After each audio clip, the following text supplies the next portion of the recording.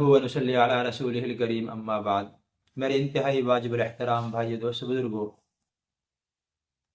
جیسے نیکی کرنا ضروری ہے، اسی طرح نیکی کی حفاظت کرنا بھی ضروری ہے۔ نیکی آخرت کا خزانہ ہے، نیکی آخرت کا سکہ ہے۔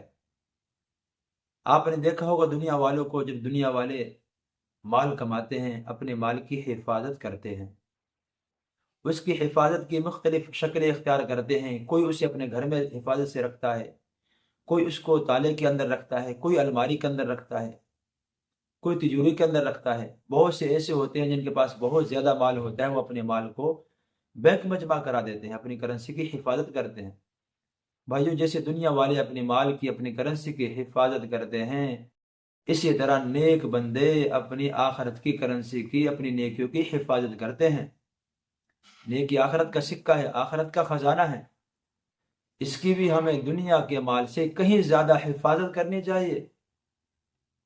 کہیں ایسا تو نہیں ہم اپنی نیکیوں کو ضائع کر رہے ہیں۔ قرآن میں اللہ فرما رہے ہیں، قل هل ننبئکم بالاخسرین اعمالا، کہہ دیجئے کیا ہم تمہیں ایسے لوگ بتلائیں جو اعمال کے اعتبار سے خسارے میں ہیں۔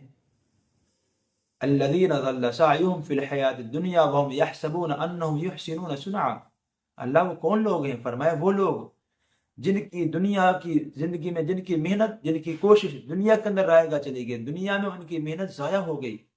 وهم یحسبون انہم یحسنون صنعا، اور وہ یہ گمان کر رہے ہیں، خوش ہو رہے ہیں کہ ہم نے بہت اچھے کام کیے۔ وہ اپنی نیکیاں ضائع کر چکے ہیں، انہیں پتہ بھی نہیں ہے، اور وہ خوش ہو رہے ہیں کہ ہم اپنی نیکیوں کو، ہم نے بہت زیادہ نیکیاں کرنی ہیں۔ اس لیے اپنی نیکیوں کی حفاظت کریں، ایسا نہ کریں کہ نیکی بھی کریں ساتھ میں ضائع کرتے چلے جائیں، ساری محنت ضائع چلی جائے۔ اس کی مثال یوں سمجھے، ایک بندے نے ایک برتن کے اندر پانی جمع کرنا شروع کر دیا اور خوش ہو رہا تھا کہ میں بہت زیادہ پانی جمع کر رہا ہوں۔ جب آخر میں آ کر اس نے دیکھا برتن کو، برتن خالی تھا اور پانی کا قطرہ بھی نہیں تھا۔ کیوں؟ اس برتن کے پیندے میں سوراخ تھا، اس کے نیچے سوراخ تھا، جتنا پانی ڈالتا اتنا ہی نکل جاتا، اور اسے کتنا افسوس ہوا ہوگا، ساری محنت ضائع چلی گئی۔ میرے بھائیوں، اس سے بھی کہیں زیادہ ان نیکی کرنے والوں کو افسوس ہوگا جنہوں نے مشقت کے ساتھ نیکیوں کو کیا، جنہوں نے مشقت کے ساتھ تراویح پڑھی، روزے رکھے، بھوک کی حالت میں، پریشانی کی حالت میں، بیماری میں اور تنگی میں، ساری قرآن کو پڑھا، روزے رکھے، تلاوت کی، صدقہ خیرات کیا، ڈھیر ساری نیکیاں جمع کر کے، اور وہ ساتھ میں انہیں ضائع کرتا رہا۔ ایسے تو نہیں کہ اس برتن میں جمع کر رہا جس کے اندر سوراخ ہے، اور خوش ہو رہا کہ میں نے بہت ساری نیکیاں کی ہیں، اور بعد میں جب پتہ چلے اللہ نہ کرے اس کی ساری نیکیاں ضائع ہو گئی، اس کو کتنا زیادہ افسوس ہوگا۔ اس پانی جمع کرنے والے سے زیادہ اسے افسوس ہوگا۔ اس کے پاس تو آپشن ہے انہیں دوبارہ جمع کر لیں اس پانی کو، ہمارے پاس آخرت میں کیا آپشن ہوگا دوبارہ نیکی کرنے؟ اس لیے بھائیوں، نیکی بھی ضروری ہے اور نیکی کی حفاظت بھی ضروری ہے۔ دیکھیں کہیں ہمارے برتن میں سوراخ تو نہیں، نیکیوں والے برتن میں اگر سوراخ ہے تو اسے بند کریں۔ آنکھوں کا سوراخ تو نہیں ہے، کہیں زبان سے سوراخ کر دیا ہو، کہیں کانوں سے سوراخ کر دیا ہو کہ نیکی کو ضائع کر دیں ہم۔ اپنی نیکی کی حفاظت فرمائیں۔